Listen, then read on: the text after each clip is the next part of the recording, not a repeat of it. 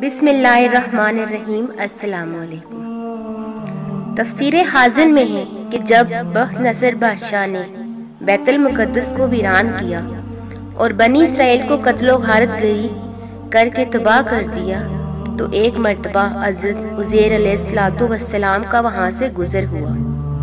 آپ کے ساتھ ایک برتن کھجور اور ایک پیالہ انگور کا رس تھا اور آپ ایک گدھے پر سوار تھے۔ تمام بستی میں پھرے لیکن کسی شخص کو وہاں نہ پایا۔ بستی کی عمارتیں گری ہوئی تھیں۔ آپ نے تعجب سے کہا، اللہ تعالیٰ انہیں ان کی موت کے بعد زندہ کیسے کرے گا؟ اس پر اللہ تعالیٰ نے اپنی اس نشانی کا ظہور ان پر فرمایا۔ اس کے بعد آپ نے اپنی سواری کے جانور کو وہاں باندھ دیا اور خود آرام فرمانے لگے۔ اسی حالت میں آپ کی روح قبض کر لی گئی۔ یہ صبح کے وقت کا واقعہ ہے۔ اس سے 70 برس بعد اللہ تعالیٰ نے ایران کے بادشاہوں میں سے ایک بادشاہ کو غلبہ دیا اور وہ اپنی فوجیں لے کر بیت المقدس پہنچا۔ اس کو پہلے سے بھی بہتر طریقے سے آباد کیا اور بنی اسرائیل میں سے جو لوگ باقی رہ گئے تھے وہ دوبارہ یہاں آ کر بیت المقدس اور اس کے گرد و نواح میں آباد ہو گئے اور ان کی تعداد بڑھتی رہی۔ اس پورے عرصے میں اللہ تعالیٰ نے حضرت عزیر علیہ السلام کو دنیا کی آنکھوں سے پوشیدہ رکھا اور کوئی آپ کو دیکھ نہ سکا۔ جب آپ کی وفات کو 100 سال گزر گئے تو اللہ تعالیٰ نے آپ کو زندہ کیا۔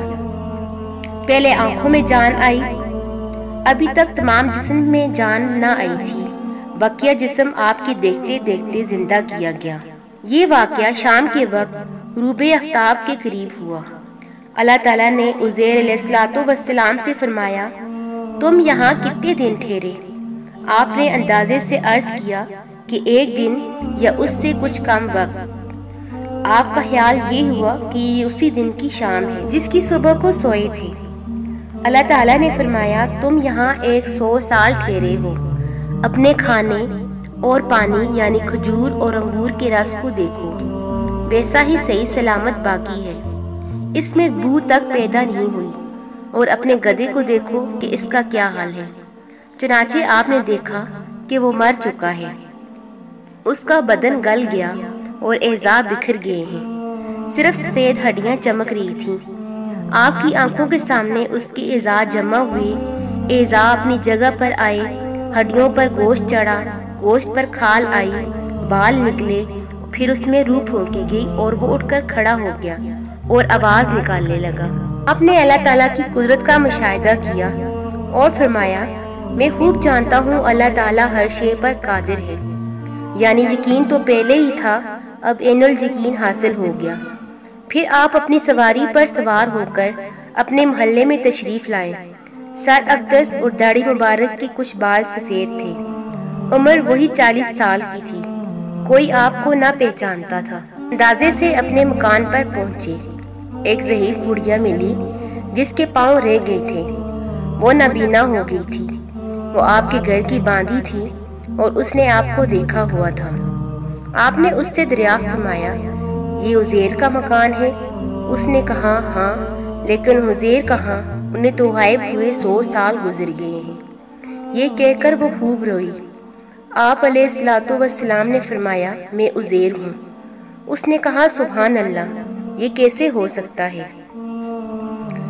اللہ تعالیٰ نے مجھے 100 سال موت کی حالت میں رکھ کر پھر زندہ کیا ہے۔ اس نے کہا، عزیر علیہ السلام مستجاب الدعوات تھے، جو دعا کرتے قبول ہوتی۔ آپ دعا کیجئے کہ میری آنکھیں دوبارہ دیکھنا شروع کر دیں تاکہ میں اپنی آنکھوں سے آپ کو دیکھوں۔ آپ نے دعا فرمائی اور وہ عورت بینا ہوگی۔ آپ نے اس کا ہاتھ پکڑ کر فرمایا، خدا کے حکم سے اٹھ۔ یہ فرماتے ہی اس کی معذور پاؤں درست ہو گئے۔ اس نے آپ کو دیکھ کر پہچانا اور کہا، میں گواہی دیتی ہوں کہ آپ بے شک حضرت عزیر علیہ السلام ہیں۔ وہ آپ کو بنی اسرائیل کے محلے میں لے گئی۔ وہاں ایک مجلس میں آپ کے فرزند تھے جن کی عمر 118 سال ہو چکی تھی، اور آپ کے پوتے بھی تھے جو بوڑھے ہو چکے تھے۔ بڑھیا نے مجلس میں پکارا کہ یہ حضرت عزیر تشریف لائے ہیں۔ اہل مجلس نے اس عورت کو جھٹلایا۔ اس نے کہا، مجھے دیکھو، میں ان کی دعا سے ٹھیک ہو گئی ہوں۔ لوگ اٹھے اور آپ کے پاس آئے۔ آپ کے فرزند نے کہا، میرے والد صاحب کے کندھوں کے درمیان سیاہ بالوں کا ایک ہلال یعنی چاند تھا۔ جسم مبارک کھول کر دکھایا گیا تو وہ موجود تھا۔ اس زمانہ میں تورات کا کوئی نسخہ باقی نہ رہا تھا، کوئی اس کا جاننے والا موجود نہ تھا۔ آپ نے تمام تورات زبانی پڑھ دی۔ ایک شخص نے کہا، مجھے اپنے والد سے معلوم ہوا کہ بخت نصر کی ستم انگیزیوں کے بعد گرفتاری کے زمانہ میں میرے دادا نے تورات ایک جگہ دفن کر دی تھی۔ اس کا پتہ مجھے معلوم ہے۔ اس پتہ پر جستجو کر کے تورات کا وہ دفن شدہ نسخہ نکالا گیا، اور حضرت عزیر علیہ السلام نے اپنی یاد سے جو تورات لکھائی تھی اس سے مقابلہ کیا گیا تو ایک حرف کا فرق نہ تھا۔ اس طرح لوگوں کو یقین ہوا کہ یہی حضرت عزیر علیہ السلام ہے۔